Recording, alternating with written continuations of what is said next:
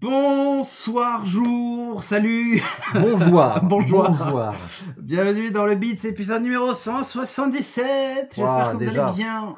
C'est la fin du monde déjà. Ah bon? Non, je sais pas, j'avais envie de dire ça. Ok. J'espère que ça roule pour vous. Bienvenue dans Beats. Beats, c'est l'émission tech où on parle de tech et pas que. Ah, on va parler Actu Tech, on va parler... Salade. On va parler salade. Ah oui, on va parler On va salade. parler de salade ce soir. Attention. Vous allez voir. Ouais, on parle d'un peu de tout. On va vous expliquer des choses qui sont passées aussi dans la semaine d'actu. Ouais, On va il s'est parler passé pas mal de trucs. Facebook qui débranche ses câbles réseau. Voilà.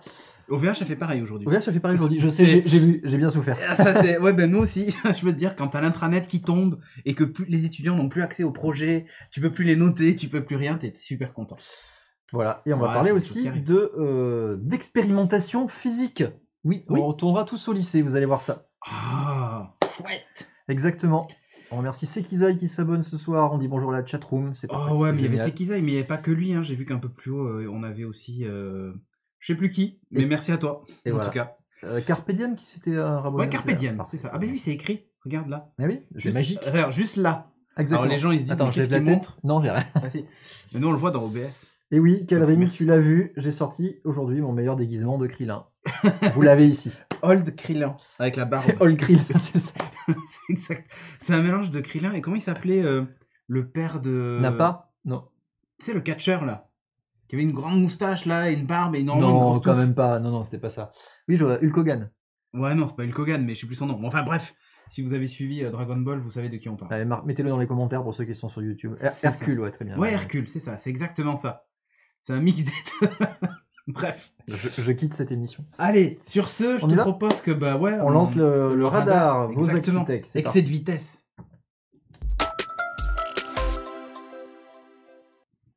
Bon, dans les excès de vitesse, tu vas nous parler de... Ah bah évidemment, d'OpenAI, de IA. Forcément, on ne peut pas commencer une émission de Beats sans parler d'IA. Moi, je suis d'accord. Ça se passe comme ça, c'est obligé. On va parler OpenAI. Vous savez, OpenAI, cette initiative qui était au début lancée d'ailleurs par Elon Musk, encore une fois, qui après a dit allez-y, faites votre truc. Ouais, on a peur du truc et du coup, oui, on crée plein de trucs. C'est notamment eux qui avaient porté le fameux modèle de GPT-3. C'est le modèle qui travaille autour de tout ce qui va être la langue, donc la compréhension et comme ça s'appelle, le langage naturel, de manière générale. Et donc du coup, ils ont jusqu'à présent, vous avez entendu parler pour tout ce qui était génération de texte. Vous savez, tu avais un jeu d'exploration de donjons où tu avais un truc textuel et du coup ça génère du texte. Ça pouvait aussi commencer à écrire une histoire et ça te faisait tout le reste de l'histoire qu'il y avait derrière, enfin plein de trucs autour de ça. Et bien là, ils ont été encore plus loin en allant chercher le résumé de livres. Voilà, donc pour ceux qui sont feignants, qui n'ont pas envie de lire tous les livres, vous allez pouvoir faire appel à ce magnifique algo. Voilà. Alors c'était pas chose facile parce qu'en fait, faut savoir que tu peux pas prendre un bouquin entier, le faire passer dans l'algo et avoir un résumé derrière qui marche bien. Non. Ça marche forcément par entraînement successif, il faut que les humains arrivent derrière pour annoter si c'est bien fait, etc. Du coup, ça prend énormément de temps à faire, parce qu'il faut lire tout le bouquin déjà. Tu pars de là, tu lis tout le bouquin, et après, il faut dire c'est bien, c'est pas bien, proposer des corrections et tout ça. Et sur des volumes comme ça, c'est un peu compliqué. Du coup, ils ont fait un truc qui est plutôt intéressant. Ils ont fait du découpage récursif. Donc ils prennent ton bouquin, il faut le lire de bas en haut le truc. Hein. Donc ils prennent le bouquin entier, ils le découpent en fait en sections, et l'algo va résumer chacune de ces sections. Les chapitres quoi. Des chapitres, ça dépend des bouquins, ouais. Il y en a qui en ont, il y en a qui n'en ont pas. Ils vont résumer tout ça. Ces trucs-là, du coup, ils vont les concaténer après, et ils vont les représenter en algo pour les faire re-résumer, et etc., jusqu'à arriver à un résumé qui tient en une page quelques centaines de mots. Et du coup, à chaque étape, tu peux le faire relire et annoter par un humain. Et du coup, réinjecter dans la machine, tu vois, par un système de reinforcement, reinforcement learning, alors l'incrustation en transparence, c'est magnifique, vous voyez ça, hein. Voilà. Donc l'humain, vous voyez en haut à droite, il fait un feedback qui va du coup donner un reward, donc une récompense à l'algo s'il arrive à bien ou pas résumer. Il va s'adapter pour continuer derrière. Voilà. Et bien, ils l'ont fait tourner, donc il y a 4 bouquins, je crois, qui ont tourné dessus, qui sont dispo sur leur site. Hein. Vous pouvez chercher OpenAI Box Summary, vous allez voir ça. Donc Alice au Pays des Merveilles. Résumé en un tweet de 200 ça serait excellent. Ça serait énorme. Ils auraient dû le faire comme ça. Comme qu'ils auraient fait avec. Mais oui. Donc là, non, ça tient sur une page. Je vais vous montrer après. Mais bon, t'as quand même, tu vois, plus de 24 000 mots à la base. Ils l'ont fait passer du coup dans les étapes successives que je vous ai présentées. Voilà. Donc tu arrives deuxième étape, tu es à 6 000 mots déjà. Tu vois, par section. Troisième étape, tu es à 600 mots. Et dernier résumé, clac, tu es à 100. Ah, tu as 180 mots, ça rentre. C'est bon, c'est parfait. Ouais, mais c'est des caractères. Normalement, c'est pas des mots sur C'est Twitter. des caractères, mais oui, t'as tout à fait raison.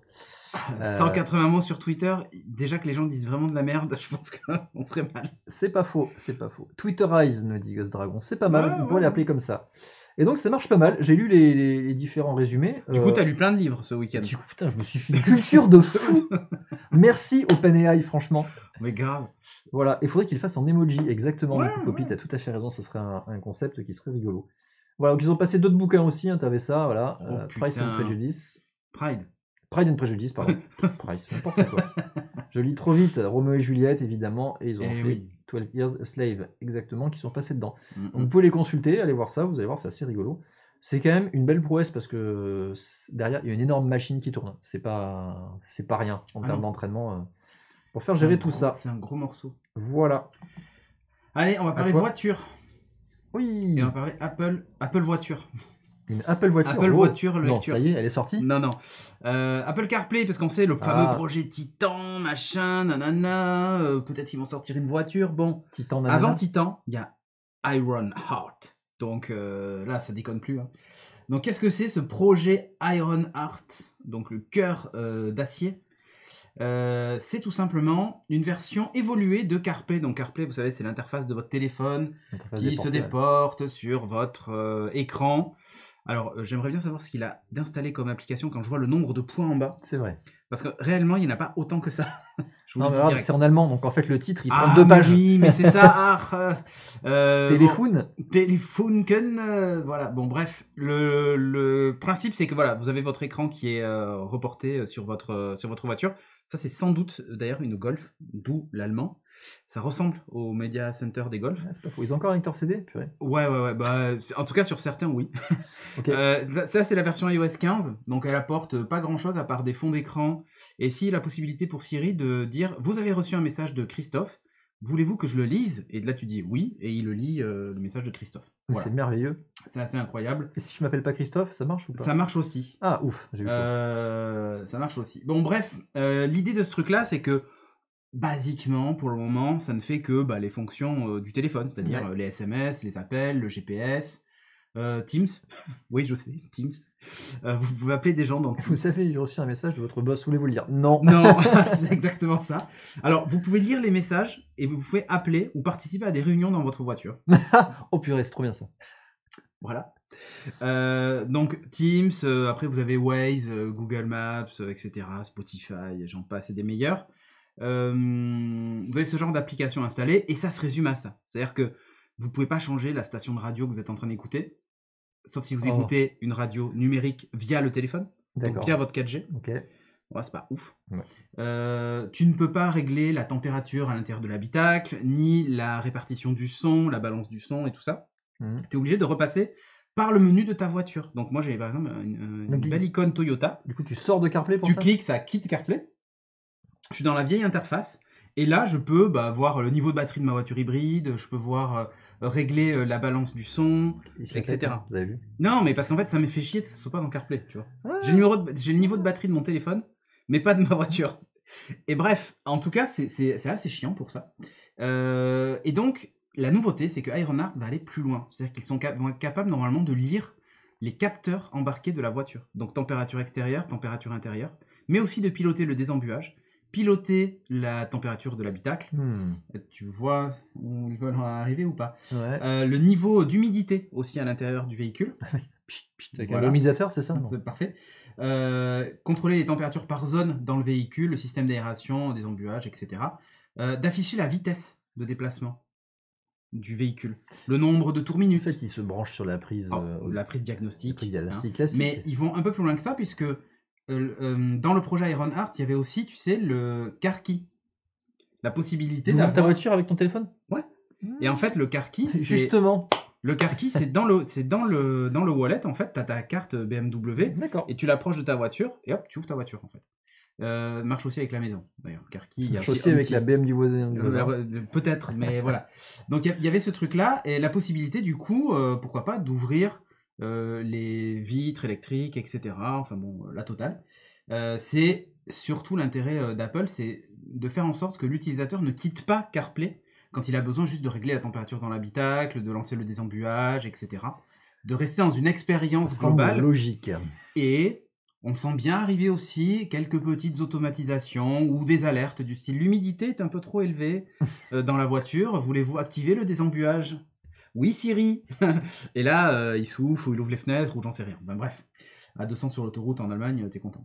Alors, Mais- si t'as beaucoup de buée dans ta voiture et que tu ouvres les fenêtres, je sais pas si c'est la... Non, en fait, l'idée surtout, c'est qu'ils veulent que des tiers puissent développer des applications dédiées à la voiture en utilisant les capteurs du véhicule. Ouais, ça devient plus Tu une vois, plateforme. Ça devient une plateforme exactement plus qu'autre chose. Donc tu auras toutes ces informations-là. L'OS de dessus, ta voiture. Mais ça, voilà, ils veulent faire en fait comme Android Automotive, parce qu'aujourd'hui ils sont extrêmement à la bourre. Bon, Android Auto, on connaît, c'est à peu près la même chose que CarPlay. Mais Ouais, c'est Android strictement Automotive, par contre là c'est l'étape suivante. C'est-à-dire que tout l'infotainment a un OS Android.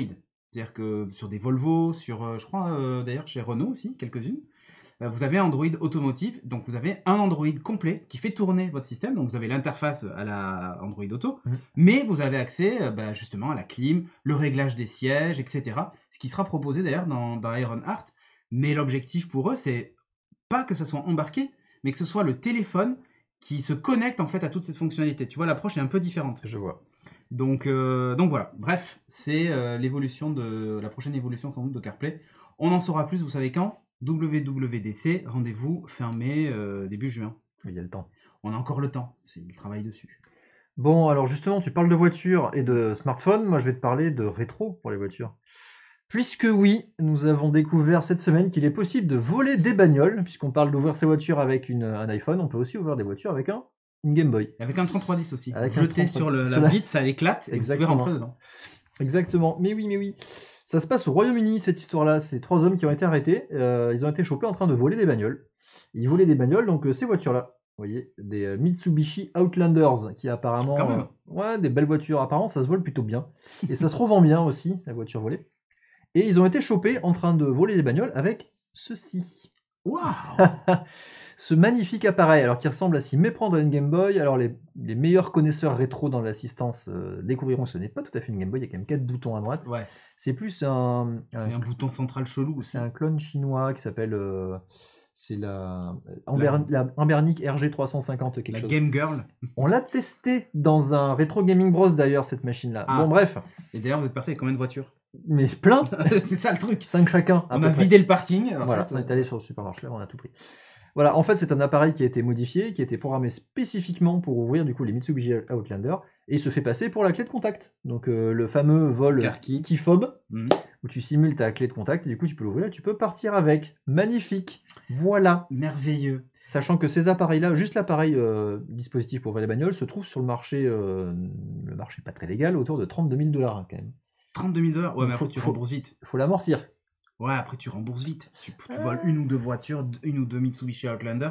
Je pense que ça se vend bien. Voilà. D'ailleurs, Car-Key fonctionne un peu différemment, puisque ça fonctionne avec le NFC. Il y a un lecteur NFC dans la portière. Ok. Voilà. Je crois pas que tu puisses... Si, tu peux peut-être démarrer la voiture avec un lecteur NFC, mais je suis pas sûr. Mais bon, bref. En tout cas, voler avec une Game Boy, c'est costaud. Allez, est-ce que tu connais le HTC Vive Flow? Mais non, mais je vais bientôt le connaître. Ah, eh ben alors c'est un bon leak des familles, hein, parce que pour le moment c'est pas officiel. C'est ceci. Tadam! Est-ce que c'est beau ou est-ce que c'est pas beau? Ah, c'est des lunettes de Moto. soleil, mouche, moto. Oui, les Ça vieilles fait lunettes un de peu, moto. tu sais, les vieilles lunettes de moto là, tu sais, que tu mets sur un casque. T'imagines le casque Exactement. en cuir en dessous Mais là, oui. bol en cuir. Porco machin. Rosso, dans son avion, il avait des lunettes comme ça, je suis sûr. Ouais, c'est ça. Ou ça fait un peu Iron Man, ou ça fait aussi ski, hein, un peu. Bref, c'est ça le HTC Flow. Regarde comme il a l'air détendu avec ce vieux montage C'est dégueulasse. clair, tu sens les copier-coller paint, quoi. Oh là là. Et là, tu te C'est dis. même pas dans l'axe de la tête. Non, ouais, c'est ça. Là non C'est plus. exactement ça. Ouais, pas trop. Ah, bah, plus loin. Pas trop. C'est pour ça qu'en fait, par moment, c'est pas si c'est vrai ou si c'est faux. Est-ce que c'est Mais- du vrai folique? Mais ça a l'air d'être vrai, en fait. Le pire, c'est que ça a l'air d'être vrai. Tu peux d'ailleurs même faire éventuellement un petit peu de séance de sport et de yoga avec. Hein. Il est designé hein, pour fit into your life, hein, donc tu peux le transporter dans ton sac. Ça va de soi. Un système de pointage basé sur le téléphone, parce qu'en fait, il est connecté en Bluetooth à ton téléphone. Ok. Ouais. C'est complètement portable et mobile, en fait, l'appareil. C'est incroyable parce que c'est vraiment pas. Non, c'est pas possible. Quoi? Il n'y a pas beaucoup de profondeur entre la lentille et l'écran. On va en parler. D'accord. Voici l'intérieur. Ok. Qui est merveilleux avec une caméra qui en fait est cachée derrière un verre teinté. D'accord. Tu sais, parce que si tu regardes le HTC Quest, Ok. on est vraiment dans le... Tu as déjà essayé un Quest 2? Il y a des caméras un peu partout, tu Oui, sais, oui, et ça te oui, fait oui. une espèce de Ça réalité te recrée. mixte, C'est un du peu... in-out, un truc comme ça, je pense que ça Ouais, s'appelle le c'est fait ça. de voir à travers, mais par projection de l'extérieur. C'est exactement ça. Donc voilà l'idée. Et là, en fait, les lentilles seraient cachées derrière. Elles permettraient aussi de détecter, d'améliorer la précision du mouvement, etc. Donc de te balader même, pourquoi pas, dans la rue tout en voyant ce qui se passe devant. T'as un peu l'air con quand même avec ça sur la tronche. Mais non, arrête, c'est magnifique. Moi, je suis prêt à essayer. Un design léger. Si on comme nous ils en disent. envoie un, je suis prêt à essayer de me travailler dans la rue, avoir l'air con, avec plaisir. Bon, comme tu veux. Ouais. Bon, évidemment, le principe, c'est que ça serait vendu Enfin, il y a une image qui a fuité aussi qui indique que ça sera vendu 499 $ aux États-Unis. Voilà, il est un petit peu au-dessus de l'Oculus Quest. Après, il est plus petit. On n'a pas d'infos sur l'autonomie pour le moment. Précommande le 15 octobre. Donc, normalement, on a la réponse dans 2 jours. Enfin, au moment où on enregistre cet épisode. À l'heure à laquelle on tourne, dans 2 jours. Dans 2 jours, Ok. on aura la réponse. On saura si le leak Avec était le vrai ou détail. pas, Ok. avec tous les détails et tout ça.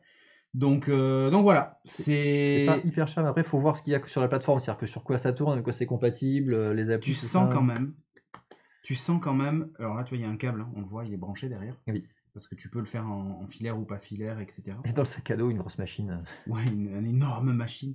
Non, mais tu sens quand même le coup de... on a vu Xiaomi s'exciter, tu sais, sur leurs lunettes, tu sais, avec juste un œil, d'ailleurs, hein, qui dispose d'un affichage. Tu vois Vive, enfin HTC qui sort le Vive Flow, qui lui aussi s'excite un peu sur les lunettes de réalité augmentée. Tu sens le... On veut être là avant que d'autres le fassent. First. Prums. Oh, je l'ai fait avant. Voilà. Oh, ils ne font que copier les autres. Voilà. Et c'est dans un prochain Beats. Bah écoute, si on peut mettre la main sur un casque comme ça, avec plaisir, bien sûr. Non, un Quest 2, si tu veux, je peux te l'amener. On peut le tester et tout ce que tu veux. Ça marche bien. Si on doit tester des apps VR, on pourra le faire. Mais là, je sais pas, j'arrive pas à savoir si c'est vraiment un produit s'il y a un marché pour ce produit ou pas. S'il est proche de ce que fait le Quest, pourquoi pas. Mais moi, j'ai un souci sur l'équilibrage de ce truc-là. Quand je vois la jeune fille qui fait du yoga avec ça sur la tête, je me demande si ça sert suffisamment pour pas que ça tombe, quel est le poids du truc, etc. Ça a l'air light, par contre. Je pense qu'à mon avis, en termes d'affichage, etc., on va pas avoir des performances incroyables. Mais c'est ça que je crains, ouais. J'espère que l'électronique embarquée soit pas exceptionnelle, en fait. Donc, après, faut voir. Peut-être que c'est du mini LED, peut-être que...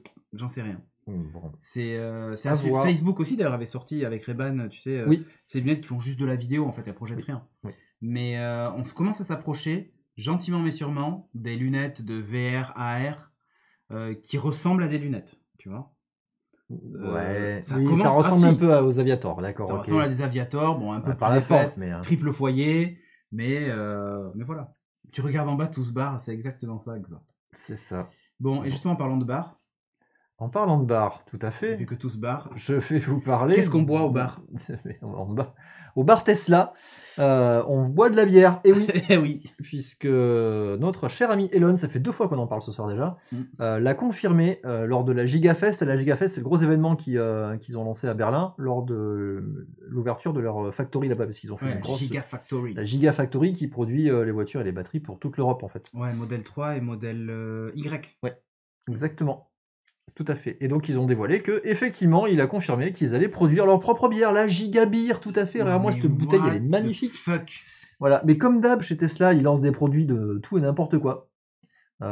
Et après, ils les arrêtent. C'est des produits. C'est la tequila qu'ils avaient lancé. Mais oui, mais tu as lu la fin de la news, c'est parfait. Non. Ils avaient déjà lancé l'année dernière la Tesla Tequila. Exactement. La bouteille, elle est ouf. Hein. La bouteille est magnifique, vachement plus que la bière, ça dépend. Celle-là est très jolie, mais c'est plus du prestige. Là, c'est de la bière quand même. Hein, faut pas non plus se leurrer, de la bière en Allemagne en plus. Donc bon. Mais par contre, la bouteille, elle te rappelle quoi? Le design talé à la serpe du Cybertruck. Du Cybertruck, évidemment, c'est pour rappeler. C'est la Cyberbière. C'est la Cyberbeer. C'est la Gigabeer pour la Gigafactory, mais qui rappelle effectivement le Cybertruck. Là, je t'avoue, j'aimerais bien avoir une bouteille de Gigabeer. Ah, mais écoute, moi aussi.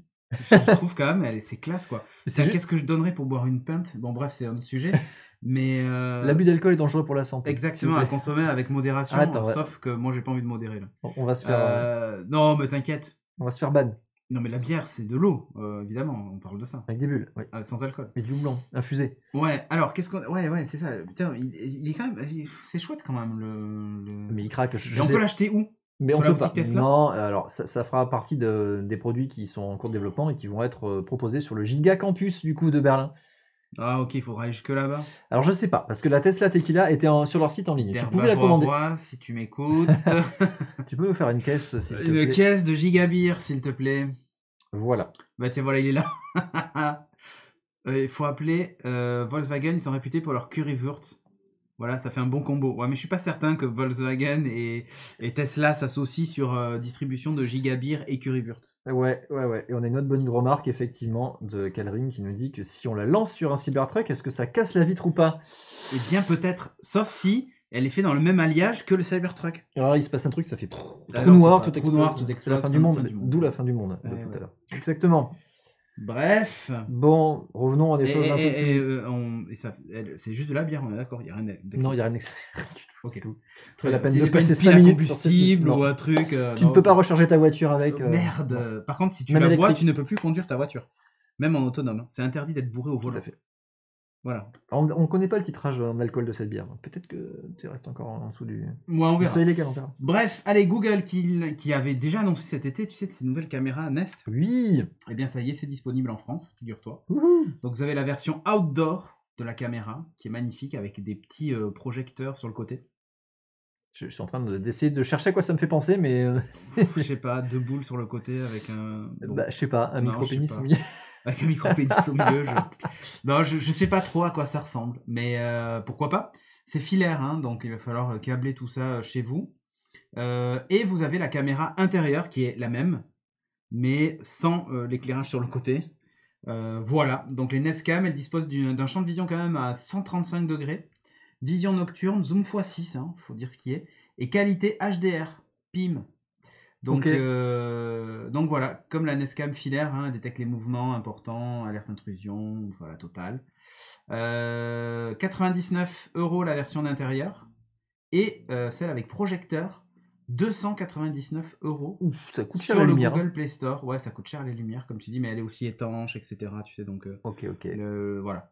Alors, autant vous dire, si vous voulez des systèmes de vidéosurveillance d'extérieur, il existe bien moins cher ailleurs.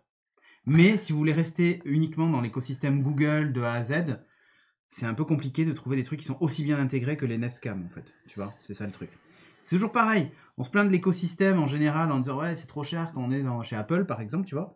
Mais bon, dans la domotique, chez Google, on est quand même pas trop mal sur les accessoires type caméra et tout ça. Non, c'est vrai, ils abusent. C'est assez cher, quoi. Je suis d'accord. C'est assez cher. Bref. Bien. Allez, puisqu'on parle de Google, on va parler Android, et je vais vous parler d'un autre appareil qui n'est pas fait par Google, mais qui fait de l'Android, c'est la GPD XD. Il y a une remarque d'auteur qui dit Netatmo fait de très bonnes caméras, tout à fait, mais elles sont au même prix quasiment. 279 ou 249 pour la caméra d'extérieur, donc voilà. D'ailleurs, je me suis trompé, c'est pas la GPD XD, c'est la GPD XP, c'est ce que je viens de vérifier, le titre de la news n'est pas bon. XD, PTDR. Ah, c'est ça, je vais le corriger de ce pas, XP, quelle hérésie, XP, voilà. PTDR. XP, mais oui, mais quelle est cette hérésie? C'est ça. Est-ce que c'est une console qui fait téléphone ou est-ce que c'est un téléphone qui fait console? Et en fait, c'est un peu aucun des deux. Ok, très bien. Puisque c'est une N-Gage. Ah non, pas du tout. Mais c'est quoi? C'est une Switch. C'est une Switch? C'est un Steam Deck? Ah ouais, c'est plus Steam Deck que Switch. Ouais, un petit peu. Attends. Ah oui, il y a le téléphone au milieu. Alors, tu vas voir. Ah putain, mais... Ah oui, ok, l'affichage au milieu, j'avais pas vu. Les bords noirs, je me suis dit, il y a des gros bords noirs, mais non, il y a un écran, en fait. On le voit en haut à droite. Voilà ton téléphone. Oh shit. et la manette en bas, ah, il y a la partie du bas, ça s'enlève. Ouais. Alors, comment ça se passe, cet appareil? Donc là, pour l'instant, c'est un nouveau projet qu'ils lancent sur Indiegogo. Alors, GPD, on les connaît, parce qu'ils ont fait beaucoup de petites machines comme ça, en général assez compactes, sur des plateformes soit Android, soit Windows. Souvent dédié à la mobilité, voire à l'émulation. Bon, on connaît celle-là, la GPD XD, c'est là dont je parlais. Avec, tu vois, les pads intégrés et tout ça, qui peut faire à la fois un micro-clavier et console de jeu portable. Ils en ont fait plein, des trucs comme ça. Ils avaient fait la GPD Pocket, qui était vraiment pas mal. Un truc super sympa. Et ils se lancent du coup un nouveau projet sur Indiegogo, qui s'appelle du coup la GPD XP, dont le but est d'attaquer ce marché de la mobilité, du jeu en mobilité, en ayant une console qui fait un peu tout avec toi. Voilà. Donc c'est de l'Android. C'est livré avec plusieurs manettes, du coup, qui se clipsent et se déclipsent. Alors, je vais te montrer, tu vois ça. Tu vois à droite, tu as une manette qui a changé déjà avec des petits boutons. Ah Ça, ouais, c'est ok. la manette spéciale pour les FPS. Tu as une manette que tu peux changer comme ça, tu vois, sortir Ah avec ouais, les éclairs et tout, ouais, c'est des aimanté. Le champ magnétique et c'est des éclairs chez eux. Voilà, tu as une grosse prise, la prise, elle m'a l'air un peu violente quand même. Donc là, c'est des manettes Ah plus, oui. plus tradi qui ressemblent un petit peu aux manettes Switch, aux manettes Xbox, Ah pardon. oui, c'est-à-dire que quand t'enlèves la manette, t'as ce gros trou en dessous. Alors, apparemment oui. Pour l'instant, ce sont que des designs. C'est-à-dire que Oui, l'appareil, parce qu'en fait, vu la taille du trou, vu comment est placé l'écran, au moment, il y a un problème. on est d'accord. Tout à fait d'accord. Le visuel laisse dubitatif. Voilà, il y a un mode téléphone qui ressemble à ça du coup, puisque il a laissé un côté, je sais pas. Alors, Attends, mais le est-ce que- haut-parleur est où, là? je sais pas. Ah, c'est au niveau de la croix, peut-être. Ça sort dans Tu le te mets le joystick, stick dans l'oreille. exactement. Oh, putain. Et là, tu entends le son. C'est Non, mais parfait. là, c'est le syndrome Engage. Alors, Alors, Engage, on téléphonait sur la tranche, sur les premiers. Je sais pas si tu te c'est souviens. vrai, c'est vrai, c'est vrai. Vraiment, t'avais l'air tellement con. T'étais avec ton téléphone comme ça. C'était allô? Oui, ça va? Oui, bien sûr. Mais n'empêche, C'était ouf. il y avait quand même des jeux pas mal sur la Engage. Oui, Bon, bref. il y avait un Tomb Raider d'ailleurs. Donc, oui, exactement. Donc, il y aura des modules du coup pour FPS, MOBA, Xbox au niveau des manettes, donc tu pourras changer. Livré avec Android 11, il y aura une surcouche maison, un GPD métro relativement léger, c'est surtout pour packager les applications de jeu, les émulateurs, hein, globalement. Ouais, et puis les drivers aussi. Pour toutes tes manettes et tous ces trucs. Ouais, alors non, ça c'est standard sur Android, maintenant tu peux les reconnaître assez Ok. facilement ouais, à partir des interfaces manettes. Écran 6,8 pouces, vous avez vu, c'est assez fat quand même. 2400 par 1080 pixels, donc un bel écran. 60 Hz, c'est tout par contre, il tape pas dans le méga écran 120 Hz gaming et tout. Il y a un gros processeur 8 cœurs, 6 Go de RAM, 128 Go de stockage, pardon, et tu peux l'étendre avec une micro SD de 2 Tera si tu veux. Une batterie 700 mAh qui peut aller jusqu'à 12 heures d'autonomie. Une recharge complète en 2h30, et voilà, et la livraison prévue en début d'année 2022, donc c'est plutôt assez rapide. Ouais. Voilà. Il faut voir qu'il y aura même un dissipateur actif dedans. Oh puisque mon dieu, il y a un ventilo dedans. Ouais. Mais vu la finesse, comment ils font? le processeur. Alors, la finesse, Ah, on la voit pas trop, remarque. la finesse, je sais pas. Ah ouais, attends, mais t'as cette excroissance en permanence? Mais alors, c'est la question. A priori, oui, sur le design. Tu Ah vois, à oui, droite, c'est tu peux sûr. sortir. Donc, je pense que oui. Il y a plein de questions qui restent en suspens. Hein. Franchement, sur le Indiegogo, vous allez les voir. Ouais, mais Ils tu demandent glisses ça 200 000 $. non, honnêtement, tu glisses ça dans ta poche, t'as le stick qui s'arrache. Complètement. Le stick, il va pas vivre très longtemps. Donc, ça me paraît super bizarre. Donc, tu vois, tu as le dissipateur ici, tu as les boutons power et tout ça. Autant te dire que là, t'achètes sur plan quelque chose qui est un peu improbable.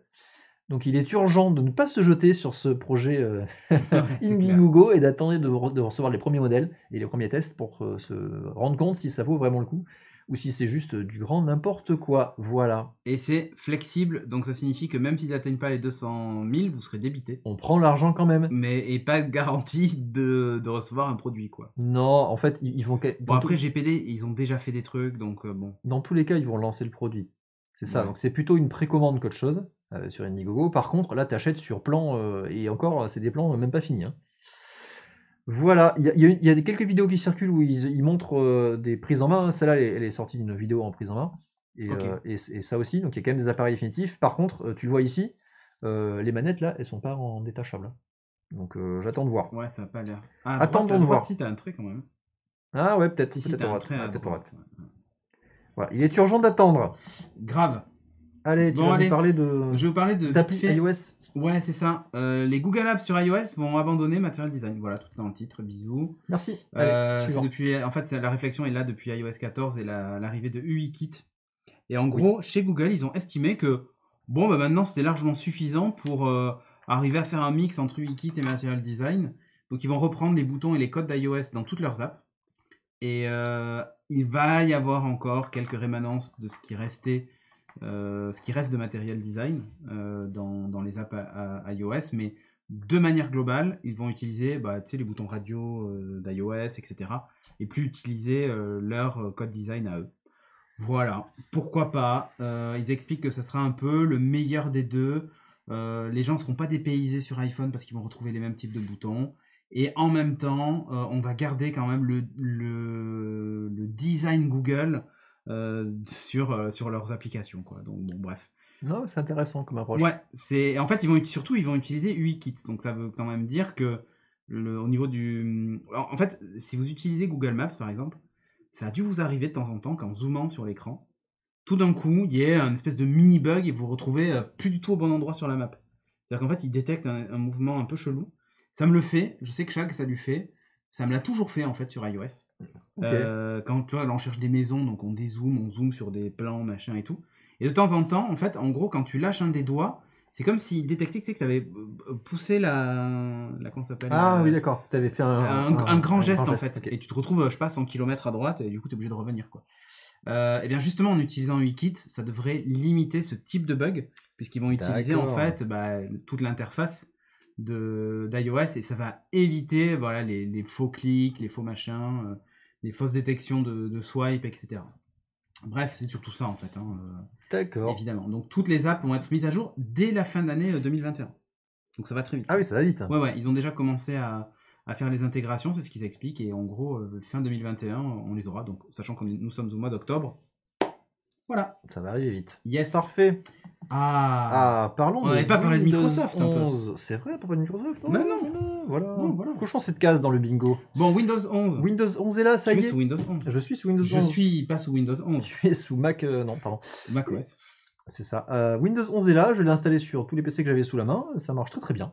Bah, moi, j'ai installé sur un PC qui était compatible à la maison. C'est ça, ça marchait très bien, sauf pour les personnes qui ont des processeurs AMD. Voilà, puisque pour vous, il est urgent de ne pas installer ce Windows 11, sauf si vous voulez vous tirer une balle dans le pied et avoir des performances moins. Et oui, puisque à ce jour, il y a 2 soucis qui sont recensés pour les processeurs AMD Ryzen. Le premier touche le cache de niveau 3 qui a ses performances divisées par 3, j'ai marqué. Oui, c'est ça. La latence est multipliée par 3, du coup les performances sont moins 15%. Voilà. Et vous avez eu du coup une deuxième vague de mise à jour qui est arrivée là aujourd'hui, je crois. Oui. Où il y a un autre souci qui apparaît dans certains processeurs AMD aussi, qui gère notamment la priorité au niveau de sur quelle partie du processeur je vais exécuter les tâches les plus gourmandes en CPU. C'est ça. Et bien Windows n'arrive pas à l'envoyer au bon endroit, ce qui fait que ça peut tourner sur des cœurs de puissance moindre. Du coup, tu peux pas exploiter la totalité de ton processeur.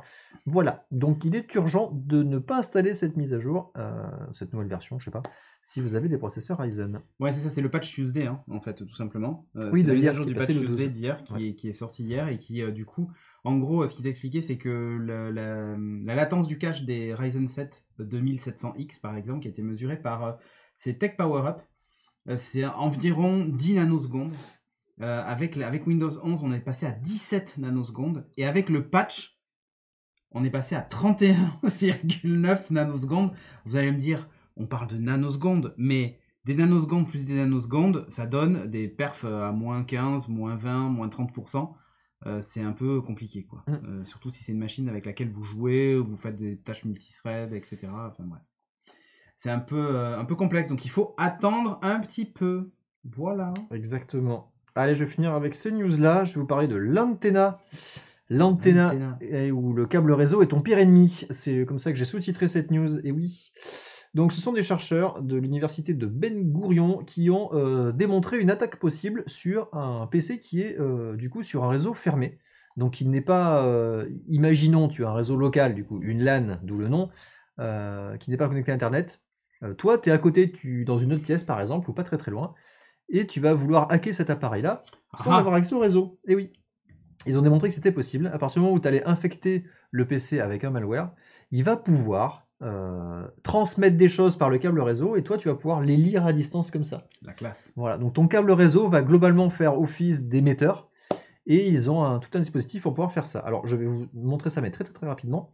Ils le font avec 2 techniques possibles en fait. La première c'est soit ils font varier la vitesse d'envoi des paquets sur le réseau, soit ils vont juste envoyer des paquets à intervalles réguliers et s'en servir pour mesurer derrière la communication. Alors je vous montre les 2 méthodes d'attaque. Ça c'est plutôt, tu vois, au niveau du travail autour du traitement du signal, donc des fréquences qu'ils peuvent détecter.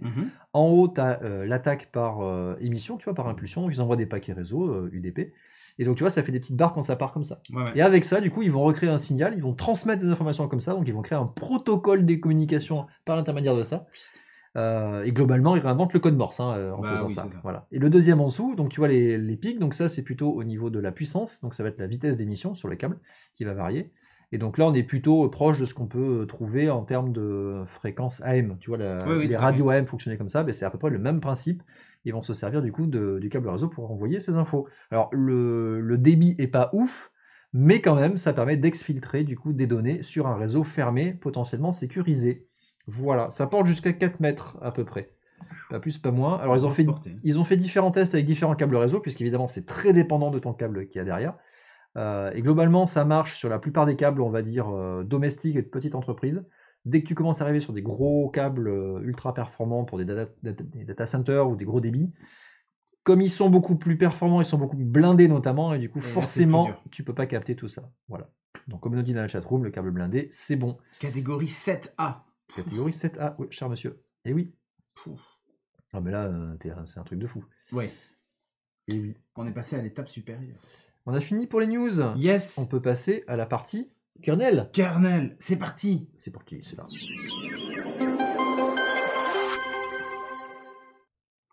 Alors, c'est quoi cette partie kernel? Ah, bah, elle est pas souvent là, mais quand elle est là, c'est intéressant. C'est vrai. Oh, ouais, c'est la partie où on creuse un peu les choses, on va au fond des choses, on va jusqu'au kernel des choses. C'est exactement ça. On va au cœur du sujet, du coup. Et donc, on a retenu... Et le sujet, c'est quoi? Le sujet, c'est Facebook, WhatsApp, Instagram, mais j'ai rajouté OVH même. Allez. Que c'est pété. Et oui, vous l'avez sûrement entendu, enfin, je pense, oui. Il y a eu un gros vent de panique. Comment? Ou subi, oui, vous étiez en panique, tu vois, devant Instagram qui fonctionnait plus. Vous pouvez plus mettre votre story à jour ou voir les meilleures vies de vos connaissances derrière à côté. Bref. Du coup, Facebook a été down pendant quelques heures et suite à une modification sur leur infrastructure réseau. Et je vais vous expliquer un petit peu tout ça parce que c'était assez intéressant et surtout ils ont publié leur équipe d'ingénieurs réseau, engineering team chez Facebook a publié un post-mortem. Donc ils ont expliqué globalement ce qui s'est passé, les différentes étapes puisque c'était pas aussi simple que juste on a débranché un truc. Hein, c'est plusieurs couches qui se sont enchaînées et je vais vous expliquer un petit peu tout ça. Alors, il faut savoir que Facebook, déjà, ils sont opérateurs de leur propre réseau. Donc, en fait, ils ont, à côté d'Internet, leur propre réseau à eux, de diffusion là-dessus. Donc, ils ont un réseau dans le réseau, quelque part. Le Facebook Network. Le Facebook Skynet Network, ouais, tout ça, si tu veux, ouais. Donc, en fait, ils déploient eux-mêmes leur propre data center. Ils ont leur propre backbone. Donc, le backbone, c'est toute la colonne vertébrale, en fait, de leur réseau, avec des grosses fibres optiques qui tirent entre tous ces data centers-là. Et donc, ils créent des liaisons entre tous ces data centers dans lesquels ils hébergent les données et tout ce qui va être puissance de calcul, hein, donc les algorithmes, etc. tournent là-dedans. Donc tout ça, ils l'ont chez eux en fait. Hein. Ils sont propres hébergeurs de leur infrastructure et ils la diffusent aussi. Et après, en sortie de ce réseau-là en interne, ils ont des passerelles pour aller se relier à Internet. Et ces passerelles, en général, ils les mettent au plus proche de tous les utilisateurs. Et c'est souvent très proche des opérateurs téléphoniques ou FAI, etc. À côté. Dans les data centers, justement, de ces... Souvent même dans les data centers, ils sont colocalisés. Donc ils ont ces deux gros composants, on va dire, de leur infrastructure. Soit il y a des gros data centers avec des grosses salles serveurs, avec des grosses machines dans des racks, vous avez l'habitude de voir, genre celle-là. Allez, photo. Elle est loin tellement la news est longue. Voilà, soit vous avez celle-là, donc ça c'est un vrai data center Facebook. Donc là on parle d'un gros data center. Et après ils ont des plus petites, des plus petits locaux dans lesquels ils ont juste des relais, des passerelles vers l'internet et qui rentrent et qui sortent de leur réseau. Bref. Yes. Et donc là, très régulièrement, ils font de la maintenance sur leur infrastructure. Évidemment, il va falloir changer des câbles réseau, il va falloir tirer des nouvelles fibres et du coup basculer sur de nouvelles fibres. Il y a des routeurs qu'on va installer, des routeurs qu'on va mettre à jour parce qu'il y a un firmware qui est sorti, etc. etc. Et là, c'est ce qui s'est passé. Il y a eu une mise à jour de routine, donc ils ont l'habitude de le faire. Hein. Ils ont voulu faire une mise à jour de firmware sur un de leurs routeurs, de leur backbone, donc dans leur réseau en interne. Et là, ce qui s'est passé, c'est que avant de faire ça, il y a une commande réseau qui est partie pour dire on va vérifier quand même Alt and catch fire. La capacité, c'est un peu ça. Oh merde, Jean-Mi, qu'est-ce que t'as fait? Ils ont voulu vérifier par une interface. C'est quoi ce voyant rouge tout en haut à droite? Ils ont voulu vérifier du coup par une ligne de commande la capacité globale en fait disponible de leur réseau dorsal. Donc c'est juste un file-moi la bande passante, le statut, etc. Sauf que cette commande a été un petit peu mal foutue. Et l'ingénieur qui a balancé ça, en fait, il a, plutôt qu'envoyer la commande check-moi tout ça, il a dit je veux allouer toute la capacité du réseau. Et du coup, ça fait quoi? Ça a débranché tout le monde. Ça a débranché tout le monde. Alors, ils ont expliqué sur leur site qu'en fait, ils ont normalement des outils qui permettent d'auditer ça. C'est-à-dire que toutes les commandes comme ça d'administration qui interviennent sur le réseau, elles passent dans cet outil et l'outil dit attendez, on va vérifier si c'est pas une commande trop violente, etc. et on va la virer. Et en fait, l'outil était buggé. Il n'a pas détecté ce truc-là. Donc, il y avait un bug dans l'outil de vérif et la commande était foireuse et donc c'est passé à travers la maille du filet et pan. Et voilà, donc là, ça a débranché globalement leur infrastructure réseau derrière. Voilà. Donc ça, c'est le résumé de tout ce qui s'est passé. Mais c'était pas tout, parce que derrière non, ça, c'est trop facile, il y a sinon. eu le deuxième étage de la fusée qui s'est déclenché. C'est que ça, c'était pour le réseau interne.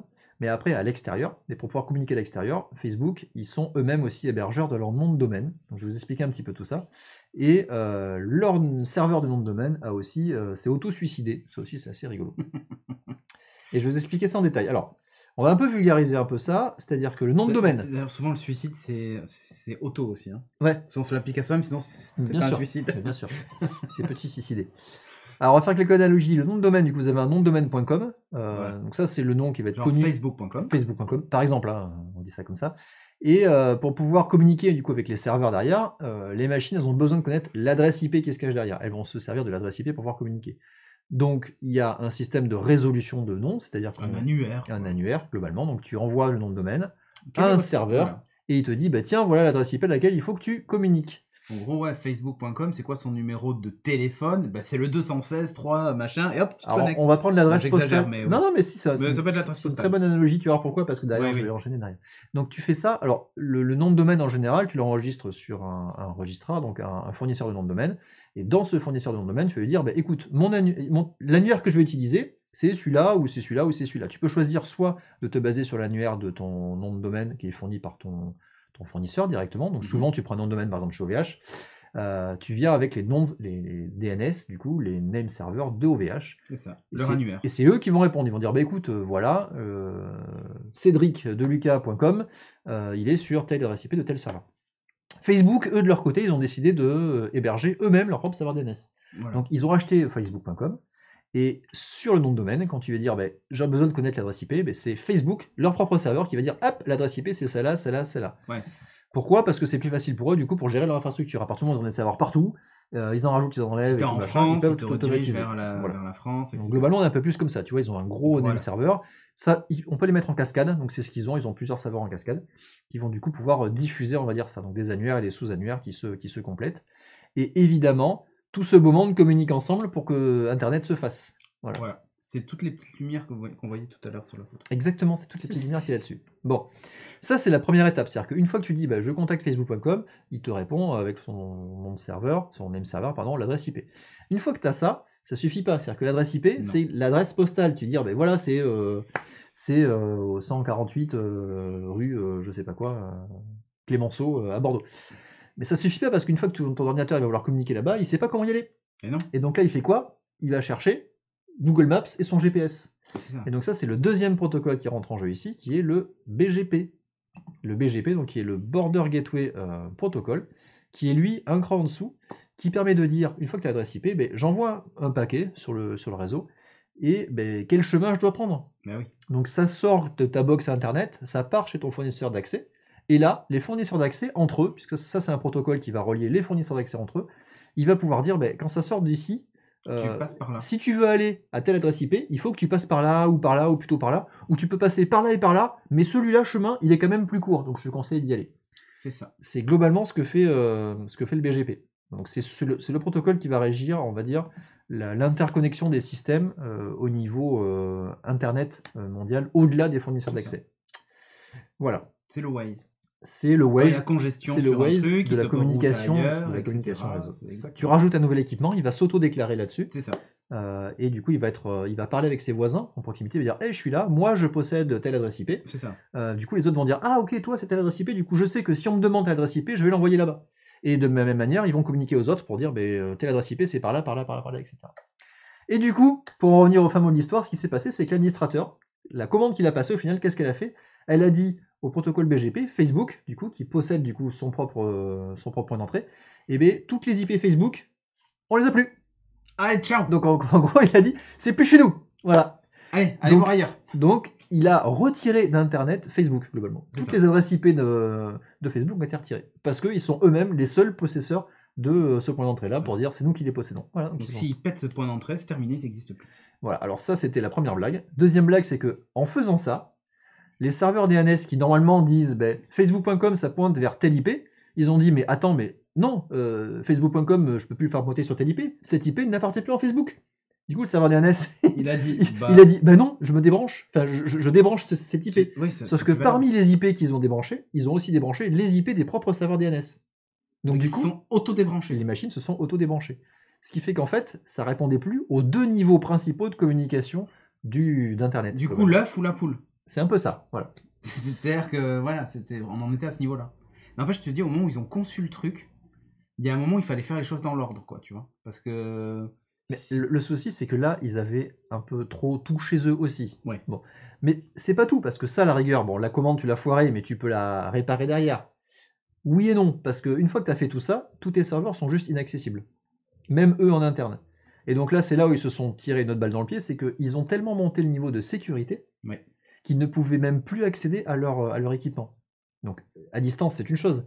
Mais sur place, c'était aussi compliqué. Parce que du coup, ils ont dû dépêcher des ingés, systèmes, qui ont dû aller dans les data centers pour rebrancher manuellement sur les consoles du coup des machines, tous ces trucs-là. Mais c'était pas si simple. Et non, parce qu'en fait, les gens, ils sont tous en télétravail globalement, donc ils sont un peu partout, donc il faut qu'ils fassent le chemin jusqu'au data center, dans tous les data centers du monde entier. Hein. Autant te dire que... Ouais. Tout d'un coup, il y a eu des pics de trafic sur la rocade. Exactement. Je peux te le dire. Donc il y a eu ça, mais après, quand ils sont arrivés sur place, eh bien, ils ont aussi pas mal de contrôles de sécurité, parce que les data centers Facebook sont pas accessibles comme ça, donc il faut vérifier les contrôles d'accès. Tu rentres pas comme ça, quoi, tu vois, tu as toutes les données de la vie privée de tous les gens dans le monde, bon... Et surtout, ils ont tellement augmenté le niveau de sécurité pour éviter qu'il y ait des attaques physiques en fait sur place, que certaines commandes d'administration n'étaient même pas possibles à faire en console. Tu ne pouvais les faire qu'à distance en fait, par un lien sécurisé. Mais... Donc ils ont dû lever des trucs sécurité pour pouvoir faire ça, pour remettre en route les machines. Parce qu'il n'existait plus de toute façon sur Internet. Voilà. Donc il y a un bel article qui résume tout ça sur Facebook Engineering, qui globalement sur ce sur quoi je me suis appuyé pour vous expliquer tout ça, hyper intéressant, et qui explique qu'effectivement, on ne peut pas faire un compromis entre... Enfin, quand tu mets des niveaux de sécurité comme ça, il faut forcément faire un compromis sur la flexibilité, de la rapidité derrière, et donc c'est ce qui s'est passé ici. Il ne remet pour autant pas autant en question la sécurité, il dit que c'est quand même une bonne chose, mais que voilà, ça peut arriver, des choses comme ça, et malgré tout... Ouais, ils ont testé l'alarme incendie en prod, quoi. Ouais, voilà, c'est quand même un truc. Alors, il explique aussi que normalement, ils font des tests comme ça de tempête, tu vois, genre les grosses tornades comme ça, pour des shutdowns de démarrage de data center, des trucs comme ça, ils le font assez régulièrement. Ça leur a servi en fait pour redémarrer l'infrastructure. Oui. Parce qu'ils avaient peur qu'en redémarrant tout, si tu veux, il y a un gros pic qui arrive et que là la puissance en fait que toute la capacité électrique en fait ne suivent pas, que les serveurs tombent et tout machin. Donc ils ont retravaillé ça. Et là ils ont dit alors là pour le coup on était plutôt bien rodés parce qu'on faisait des exercices pour les tempêtes. Exactement. Les tempêtes. Donc ils savaient qu'en redémarrant ils n'allaient pas éteindre la ville d'à côté, quoi. Exactement, c'est ça. Et ça c'est le redémarrage d'à côté, tu sais. Une fois qu'ils ont compris le truc, qu'ils ont pu récupérer tous les accès physiques, le redémarrage c'est plutôt bien passé. Voilà. Ce qui a été long, c'était de retrouver l'accès physique. C'est ça. Je ne peux pas rentrer, Martine. C'est exactement ça. Putain. Bref. Voilà. Bon, j'espère que c'était clair et que ça vous a permis de comprendre un petit peu ce qui s'est passé. Moi, j'ai trouvé ça hyper intéressant. Yes. Voilà. Allez, tu vas nous parler d'une app maintenant. Et je vais vous parler d'une app. Et quelle app? Attention.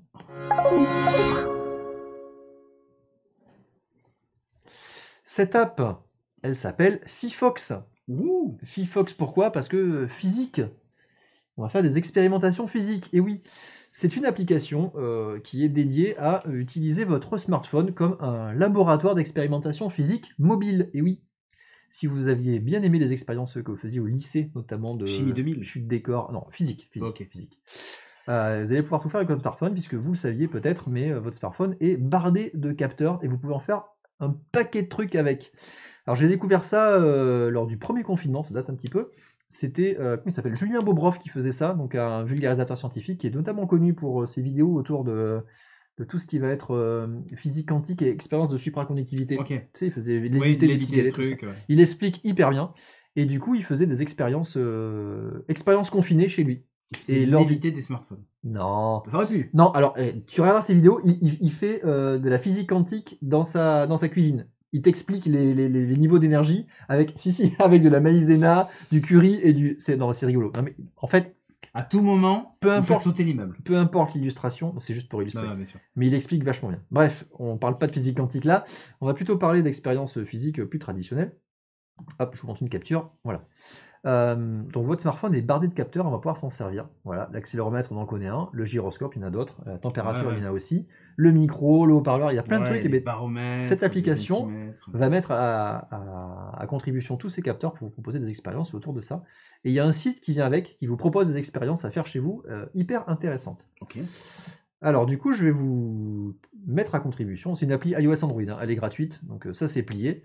Et vous allez pouvoir vous en servir avec joie, sachant que, faites attention, tous les capteurs ne sont pas forcément dispo pour tous les téléphones, puisque tous n'ont pas le système qui est activé. Voilà, alors je vais te mettre à contribution, D'accord. mon cher ami. Pourquoi? Nous allons faire 2 expériences ce soir pour vous démontrer un petit peu cette application. Le premier, ça va être une expérience de chute libre, chute des corps. Ok. Donc il va falloir que tu te jettes par terre. Non, non. Il va falloir que tu te mettes debout. Ok. Alors attends, je vais lancer l'application et je vais vous partager un truc. Alors l'application, du coup, je la lance ici. Et elle a un truc qui est génial, c'est que tu as un mode où tu vas pouvoir afficher à distance en fait l'interface via une interface web, le contenu de l'application, et du coup voir tous les capteurs sur le navigateur web. Et du coup, ton téléphone, tu t'en sers en tant que juste capteur à distance, et tu as un ordi à côté pour récupérer toutes les valeurs. Donc là, tu lances l'application, je vous en montre un, tiens, ici. Voilà. Donc tu as plein d'expériences possibles ou plein de capteurs. Là, il y a un exemple, tu vois, où tu peux mesurer la vitesse d'un ascenseur. Tu fais ça, et du coup, tu as tous les capteurs qui vont se mettre en mesure pour te donner l'expérience de mesure d'ascenseur. Ça, c'est rigolo. Moi, je vais vous prendre... Ça sent l'expérience qui va mal finir, mais non, vous inquiétez pas. On va prendre l'accélération. Ouais, c'est ça. Accélération, exactement. Ah, il ne nous voit plus. Hein. Autoriser le contrôle à distance. T'inquiète pas, tout va bien. Pouf, voilà. On va relancer du coup l'incruste navigateur qui est là. Oui, il faut cliquer sur... Hop. Oui, reload la window. Ok. Et je démarre l'expérience. Voilà, donc là vous voyez, donc là je bouge mon téléphone, hein, vous allez voir, voilà. Donc là j'ai l'accéléromètre et tous les axes qui sont mesurés dessus. Donc là tu le tournes en rond, tu vois les axes qui bougent là-dessus. Ok. Voilà. Je vais te demander de te lever, Ok. de prendre un peu de place. Je vais essayer de pas taper dans le micro sur. Ouais, ouais. De reculer un petit peu ça, voilà. Tu le mets à ta hauteur de tête. Exactement, comme ça. Et tu le lâches par terre sur le tapis, s'il te plaît. Ouais, sur le fauteuil, sur le canapé. Non, sur le tapis, on va mesurer ta hauteur. C'est bon, ça va tenir sur le tapis. Là, on je n'a mets pas à peur. hauteur de ma tête. À hauteur de ta tête, ouais, par terre. Donc là, on va faire la Mais chute moi, des... j'ai peur de casser ton téléphone. Mais non. Si tape le coin de la table, Bah, on est mal. Tu vises bien, vas-y. T'es pas trop dans le champ, on va voir. Ok. 1, 2, 3. Parfait, merci. Mon Dieu, j'ai jeté un téléphone par terre. Tu me dois un téléphone. Oh merde. Ouais, bah ça, c'est facile. Voilà, donc là, on va mesurer du coup ce qui s'est passé là-dessus. Et donc là, on va le mesurer, on va zoomer. Normalement, je peux le zoomer là-dessus, voilà. Ah, vous voyez pas, quel dommage. Qu'est-ce que tu veux voir? Les partages en cast. Faut que je partage en cast. Sponsorisé par InnoShield. Clairement, on devrait appeler InnoShield. C'est bon, ta cast? Cast. Voilà. Attends, Ah, je tu vais me le fais régler. la- T'inquiète, t'inquiète. T'inquiète pas. Ouais, c'est bon, c'est vrai. Donc là, j'ai zoomé sur le capteur Z, tu vois. Donc là, ce qui Ouais. s'est passé, c'est que la prise de mesure, elle fait tout ça. Donc là, tu pars de là, donc tu es sur un truc stable. Et après, tu vois, tu as une descente ici. Descente aux enfers. Descente. Et après, tu as des pics ici. Donc là, le téléphone, en fait, tu as senti qu'il a chuté. Et il a rebondi. Tu vois, en fait, ici, Il a tourné en plus. ici, là. Là, Ouais. ici, il est sur le 0. Donc là, ça veut dire que pendant qu'il chutait, Ouais. il n'avait plus d'accélération là-dessus. Non. Puisqu'il était à la vitesse d'accélération de la Terre, hein, le fameux G, là-dessus. Donc pendant cette période-là, il est en train de chuter et après, il a rebondi par terre. Donc là, on va prendre une mesure. Tu peux faire ici détailler mesure. Tu vas pouvoir prendre un point ici et dire je veux mesurer de là à là, par exemple. Ouais, à peu près. Ouais, bon, c'est un petit peu loin, mais. Et donc là, il va te donner les différentes valeurs. Donc tu vas avoir par exemple 0,08 secondes. Donc ça, c'est le temps de la chute globale. Ok. Ok. Du coup, est-ce que tu préfères qu'on mesure ta taille ou qu'on calcule l'accélération de la gravité? Comme tu veux. Bon, parce que du coup, je sais pas si vous vous rappeliez, mais il faut revenir là-dessus par contre. Voilà. Ouais. Tu as une magnifique formule qui permet de définir par rapport à la chute des corps. Voilà, prévoir la chute, il doit être à 9,81, c'est ça. Ok. Donc, tu vas pouvoir calculer la hauteur de chute ou recalculer, si tu nous donnes ta taille, la gravité, du coup, la constante de gravité, en fonction du temps de la chute, avec cette magnifique formule. Et là, le temps, il a chuté pendant combien de temps? Et bien, c'est ce que j'ai mesuré là, tu vois, 0,78, donc 0,80 secondes. 0,80 secondes. Tu veux faire un calcul? Allez, c'est parti. Ouais, allez. Tu veux calculer quoi, ta taille ou Ouais, la taille, vas-y. Soyons ouf. Alors, faisons le calcul. Hop. Alors, la taille de Cédric, vous êtes prêts? Donc, il faut faire... ben, c'est 1,5 de GT carré. Voilà. Donc, 1,5 de GT, donc 4 secondes. 1m30, c'est ça, je fais 1m30. Non, Tu veux que je ouais, je voudrais bien la formule, s'il te plaît. Les anti-sèches. Calculez avec moi, s'il vous plaît. Aidez-moi. On va faire dans Excel parce que j'ai plus la tête à ça ce soir à cette heure-ci. Hop, hop. 4 secondes, on a dit donc 0,08 secondes. Autant pour moi.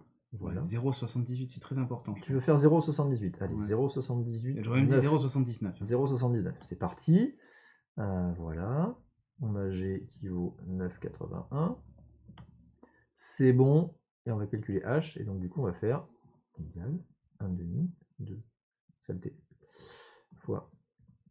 Ça ne veut pas marcher. Fois G fois T fois T. Avec $1 en moins, ça serait bien. Voilà. Et ça ne marche pas. Pourquoi? Parce qu'il y a un problème de valeur. Parce que j'ai fait n'importe quoi. Bouge pas, je vais faire comme ça. Voilà. Tu fais 3 mètres donc. Je fais 3 mètres. Non, j'ai dû me viander dans un calcul. Mais là, je suis en train, etc., qui arrive à la gare. Vous avez 2 heures, c'est exactement ça. T'as trouvé 3 mètres aussi? Ouais, j'ai dû me viander dans un calcul quelque part. Non, ou c'est la valeur. Peut-être qu'il y a un truc. Parce que j'ai un peu bougé, tu vois, je sais pas. Non, 0,70, 0,7. Ah, ça me paraît pas mal. 2m40. Bon, ça me ouais, paraît c'est un peu gros. Alors, j'ai peut-être pas bien mesuré dessus. C'est peut-être le premier Non, rebond. après, regarde sur elle, c'est quoi le 8,93 que tu as là? Ah, c'est l'accélération. C'est le fameux 9,81 globalement. Eh, mais pourquoi il est pas à 9,81? Non, c'est la différence en fait Ah, ok. entre ces deux niveaux qui sont là. Voilà. Bon, je Bon, me à peu viandais sur près. la mesure, mais globalement, voilà, Cédric fait 3 mètres à peu près. Ouais, c'est ça, je suis à peu près 3 mètres. Bon, mais du coup, en fait, expérience si vous allez voir ça. Il y avait ça, cette première expérience-là, qui est assez rigolote. Et alors, normalement, si je le caste, du coup, je peux vous montrer tout ce qu'il y a dessus. Mais oui, c'est parfait. Oui. Donc, tu peux sauver tes données si tu veux.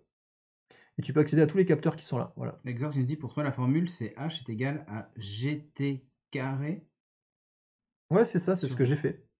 Ok. Bonaldi est fatigué ce soir, exactement. Ouais, t'inquiète. Alors, la blague, c'est que je l'ai fait chez moi avant de venir et ça marchait très très bien. Ouais, mais l'air à Bordeaux est beaucoup plus dense. C'est exactement ça.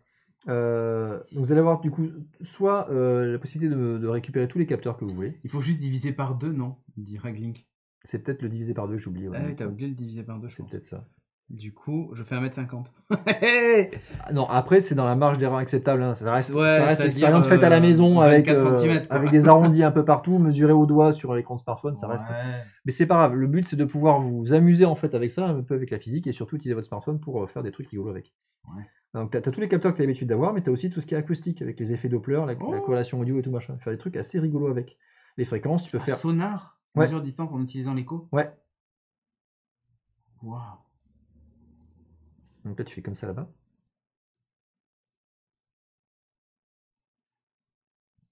Ah ouais, tu vois le temps. Ok. Ouais, en fait, il te le fait sur une fréquence sonore que tu n'entends pas. 1m50 plus ou moins 50 cm, nous dit Ghost. Ben merci d'avoir fait le calcul avec nous en live ce soir. Donc c'est très bien. Voilà, donc tu peux avoir ton sonar là-dessus. Pas mal. Tu as plein d'autres capteurs et trucs rigolos. Tu as la mesure du son. Et après, tu as des expériences rigolotes. Donc tu peux faire la force centrifuge et la force centripète. D'ailleurs, on va faire juste après l'inclinaison, les règles magnétiques, le spectre, etc. Un applaudimètre si tu veux. Et l'ascenseur, donc moi, j'ai pas accès à l'ascenseur puisque le baromètre n'est pas accessible. Je l'entends, moi. Ah, toi, tu l'entends le sonar. Moi, on l'entendait pas, ouais. Il fait coin. Ah ouais, là, on le voit, la distance. C'est rigolo, voilà. C'est trop drôle. J'en ai convaincu un autre derrière, voilà. Et je voulais finir sur une note un peu rigolote aussi, puisque on va pouvoir mesurer la force d'accélération et la force de centrifuge. Et pour ça, rien de tel qu'une magnifique essoreuse à salade. Et oui. Et vous avez vu, couleur corpo, hein, comme moi. Donc là, vous prenez une essoreuse à salade comme ça, hein. Vous mettez dedans alors une serviette pour caler votre téléphone. Orange aussi, vous avez vu, c'est le thème de la soirée. Et tu vas pouvoir glisser ton téléphone dedans. Donc tu prends un capteur qui va être... c'est lequel? L'applaudimètre, c'est génial. Mais oui. Tu peux faire candidat suivant. J'ai vendu l'application, c'est Tu parfait. peux faire candidat suivant. Oui. Et tu mesures des scores comme ça. Oui. Attends, démarrer. candidat suivant, et ainsi de suite. Mais c'est génial, regarde ça. Mais en fait, c'est que moi, ça va me servir énormément, ça. Mais je t'en prie, cordialement. Ah, trop Donc, bien. donc là, je prends l'expérience accélération centripète, du coup, donc tu le mets dedans, et tu vas pouvoir voir en fait l'accélération et la vitesse angulaire. Et tu vas voir la corrélation entre les deux. Donc, Alors, on a une citrouille à l'intérieur C'est ça. des cerises à salade. donc je vous remets le partage à distance pour vous montrer ça. Je vous remets la navigation qui est ici en remettant le refresh de la page. Voilà, donc là vous le voyez. Donc là vous voyez l'accélération avec ses points. Donc tu glisses ton téléphone dans les cerises à salade. Mon téléphone aura servi à tellement de choses ce soir, c'est incroyable. Bordel. J'ai même prévu la centrifugeuse, mais oui Draxas, t'as vu ça un peu? Et donc là tu fais tourner, tu vas voir normalement le nuage de points. Donc fonction à vitesse que tu vas voir, regarde ça. Et Ah donc, ouais. Et donc tu vois que les deux sont corrélés, et au fur et à mesure que tu vas là-dessus, donc tu accélères, tu vois que le téléphone ça tourne et ça accélère. Donc tu as l'accélération et la vitesse angulaire qui sont corrélées là-dessus. Donc si tu ralentis, ça va compléter les points sur la courbe qui sont là. Voilà, tu peux mesurer Pas mal. la vitesse angulaire à laquelle tu tournes ton essoreuse avec ton téléphone. Voilà, C'est très important. à ne pas faire avec une salade dedans. Ouais, mais tu vois ce que subit la salade, surtout. Tu vois ce que subit la salade, mais en même temps, ça la fait sécher, ça marche très bien. Ça marche hyper bien. Voilà, oh regarde ça, mon téléphone est parfaitement sec. C'est incroyable. On peut le manger, c'est parfait. Voilà, donc Propre. il y a plein d'expériences là-dessus, c'est hyper intéressant, c'est hyper ludique, vous pouvez faire ça avec les enfants à la maison, vous pouvez faire plein de choses super bien. Et c'est gratuit, c'est disponible iOS, Android, allez-y, faites-vous plaisir.